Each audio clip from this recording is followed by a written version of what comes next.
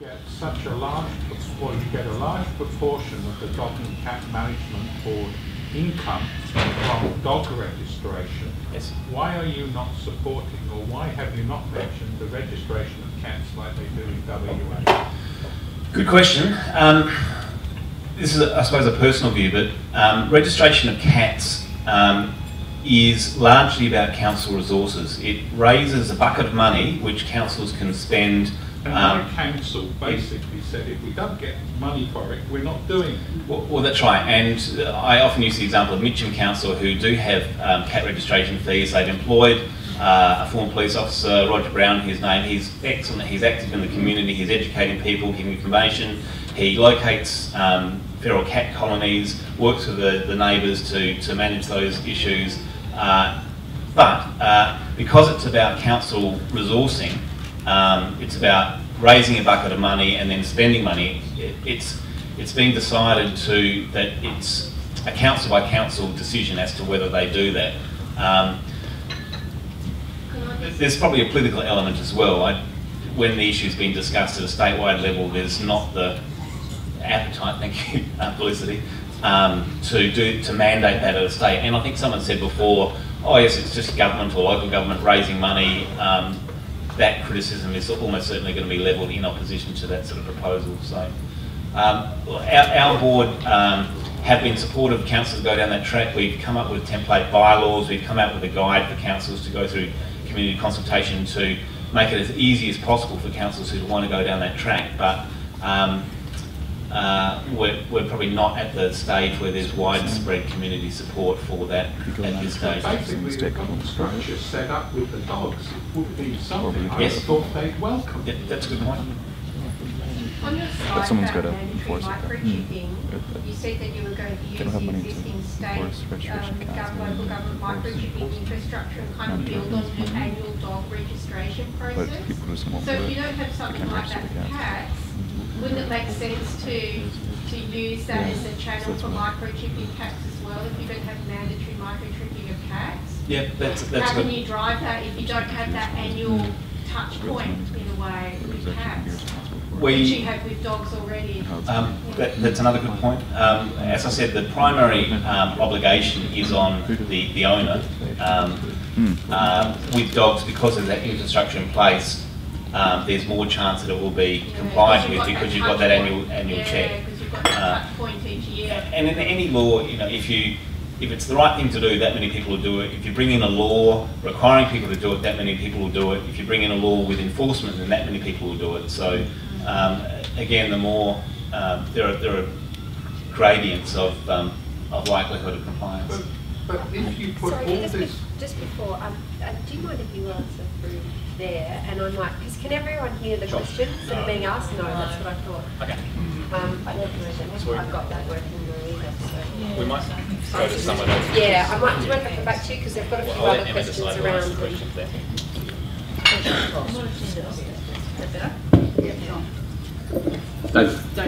Andrew, I was wondering just on 2 points, the mandatory microchipping, the communicable diseases side of transferring animals around the country as well as around the world.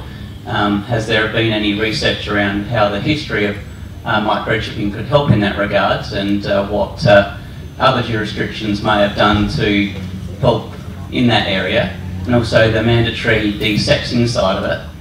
If we have can I ask you to, that's an excellent question, and Dr. Katina Denisi, who'll be speaking to you after, will be able to answer that. Okay. I'm probably not the one qualified to answer that. Okay, cool. And the other one was mandatory de-sexing from jurisdictions interstate where it may not be mandatory, and also from international arrivals as well.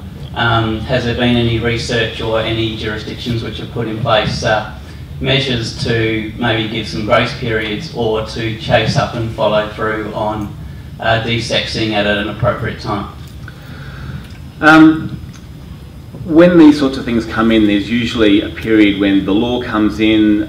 In our case, we're proposing 12 months from the date that Parliament makes the decision to when it's actually enforced, to give people enough time to get their act into gear, to give councils enough time to put in place new systems and so on. It's likely that in the first year or maybe even couple of years that people are educated, so if they're caught with an undersexed or unmicrochipped dog or cat, then they're given a warning saying, look, you need to get your act into gear. And then enforcement becomes more rigorous over time as people have had enough time to get things, or they've been given warnings and so on. In terms of international experience, again, I suggest you ask Katina about that.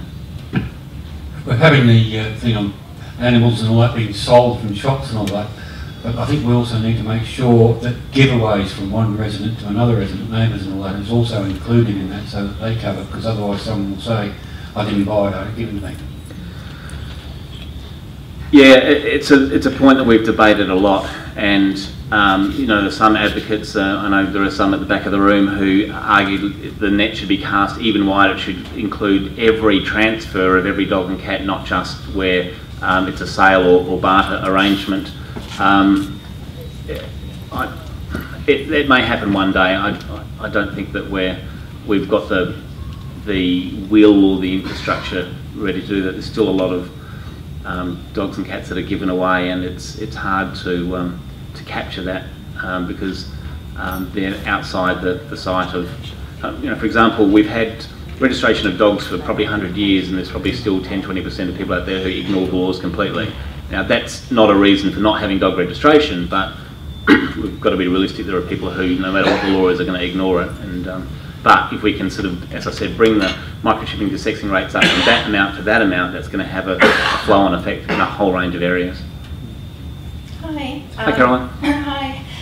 This is a comment about your answer regarding a cat registration and making it mandatory. Yes. And you said that there was no community appetite to introduce something like that because of... I'm not sure I said no appetite. Councils. Oh, sorry, council, because of the council fees and I suppose the community's perception that... I think I'm saying probably a bit more controversial rather than no appetite. So I think there are a lot more controversial. Yeah, but there have been, and my comment is there have been many mandatory legislations introduced that have not been that have been controversial and yet required in order to be conducive for social change. And my perspective as a cat owner, and believe me, I would not want to have to register my cat, but if I have to, I will, basically because I think it puts that responsibility on the person before they buy it.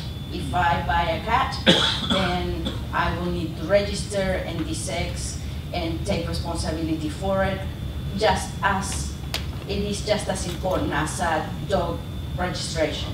It brings it up to being on par with the importance that we give to dogs, which doesn't exist right now because they are independent in nature, and then therefore there seems to be that perception that we can dispense with them and let them roam around. And I think that it would make a great difference if we could make registration mandatory.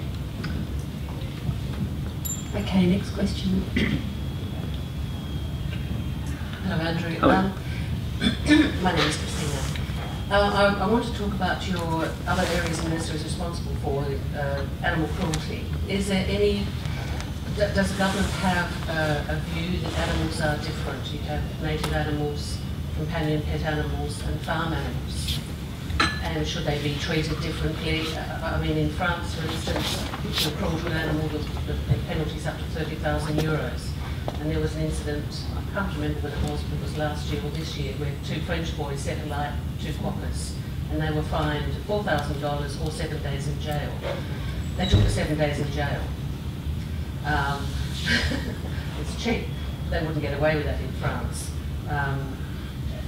There should be heavy penalties, I believe, for animal cruelty, but then there's a difference in the animals.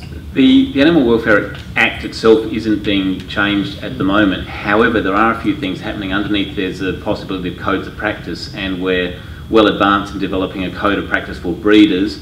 There's also a code of practice for pet shop owners, which is likely to be talked about, or some more consultation in the next couple of months. And that act applies to all breeds of animals, not just dogs and cats. So Tim at the back from the RSPCA is responsible, I suppose, for investigating and prosecuting animal welfare things. I suppose it is fair to say that I think community views have changed and people are taking a much greater interest and much greater levels of concern about animal cruelty than they perhaps were.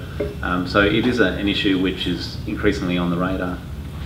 Puppy farms is one example where we get a lot of feedback about that issue, and I suppose we've responded accordingly in the changes to our Act and the proposal for the Breeders' Code of Practice. Andrew, it's axiomatic that you can't control what you don't measure, and therefore microchipping of animals gives you control over, gives you identification. Yes. Registration then becomes important to be able to shed those animals home to where they live and who's responsible for them. Well, I mean, in terms of identification, microchipping goes a long way to do that by itself without registration. So you will have name and address of the owner, where the dog or cat is residing. It should give information about which breeds are in which suburbs and so on. So it will deliver a whole lot of information from which we can make more informed decisions. And I know, I can't remember which speaker talked before about the possibilities of DACO, the Dog and Cat Online system, where we have one database which the government hasn't made a decision to do this at this stage, and we've got to work through a whole range of issues and funding issues. But if a one database had registration information, microchipping information, dog control orders, dog incident reporting databases, it could be used as a tool by the RSPCA to investigate cruelty issues. It could be used as a tool for us to make informed decisions about policy and advice to the Minister. That'd be terrific. Right, then what then is the purpose of registration apart from that? It raises a bucket of cash for councils to spend. Except for cash raising.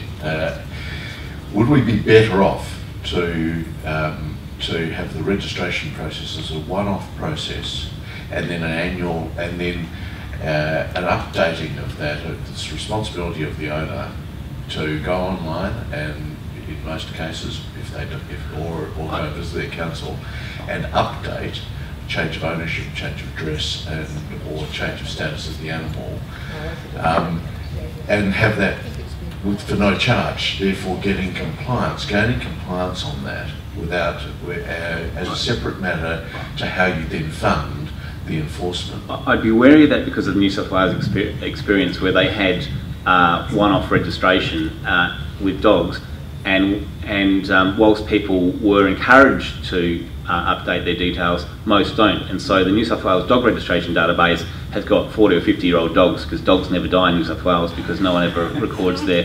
So having that annual registration fee and payment, and perhaps one day with cats, is that spur once a year for the owner to sort of make sure the details are updated. So if they've moved home or the details have changed, or they've lost one dog and got a new one, then that's the spur to action and to keep the details current. But I will say that registration is an extra data check on an identification issue, but hopefully microchipping by itself will go a long way to giving a lot of good information about dogs and cats. Okay, two more questions, one here. My name's Leonie Andrew. Hi, Leonie. Just in relation to the small matters you've got up there, matters in other ministers' portfolio areas, I must say I was really shocked to hear of the number of animals that get relinquished because people can't find appropriate rental accommodation, and I really don't think that we can exclude, or the minister responsible for what we're discussing can exclude that or not take it seriously, because it's such a huge, has such a huge impact. I agree, and I suppose my view, listening to the evidence in the previous sessions, changed to think, well, actually that could have a really big impact. I think I did say in my presentation, with that exception, it's going to be difficult for, it's going to be more difficult for other ministers. Because we thought that was an important issue, we brought people into our core reference group who are on top of that issue from the area.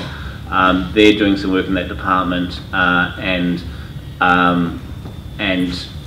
may be able to give the jury some advice on how that could work, or how that the government did have a look at it 2 years ago and I don't know whether the appetite is there to look at the issue again, but it does seem like an issue worth having a look at. And so I wasn't trying to sort of kibosh the idea. I think just saying that if you make recommendations on other areas, in other ministers' portfolio areas, there's a diminishing level of influence, I suppose. And as Andrew said, that's why we got Minister Gago's advisor involved, and she's actually, I don't know if everyone's had a chance to look, and if you haven't, I can print it out for you, but she's gone to the trouble of getting all the Hansard from 2 years ago when they tried to put pet bond legislation through. So you can see the discussion that played out in Parliament around that issue and what the issues were raised by the Greens in particular, I believe. Anyway, one last question. Thank you. I'm interested, there's a resonance for me in the fact that if you want to own a native animal, you have to buy a licence and get approval and fit certain criteria before you can have a native animal on your domestic property or your home. But you can have an introduced creature-eating machine that produces hundreds and hundreds of children, as it were, to go out and eat whatever it can get its hands on or claws into. So it seems odd to me that you can expect people to get away with not registering a cat, but if you want to own a wombat, you've got to register it. You've got to fill all the qualifications. You've got to jump through the hoops. And I think that with the environment the way that it is in this century, I'm looking at you, but I'm not having a go at you. Don't take it personally. With the environment the way that it is, I think there is a taste in my generation and younger generations to sort things out so that we don't end up with nothing but dogs and cats in our streets at all, because that would be sad. We're losing native birds potentially because of climate change.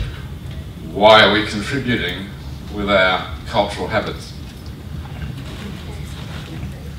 All right, thank you, Andrew.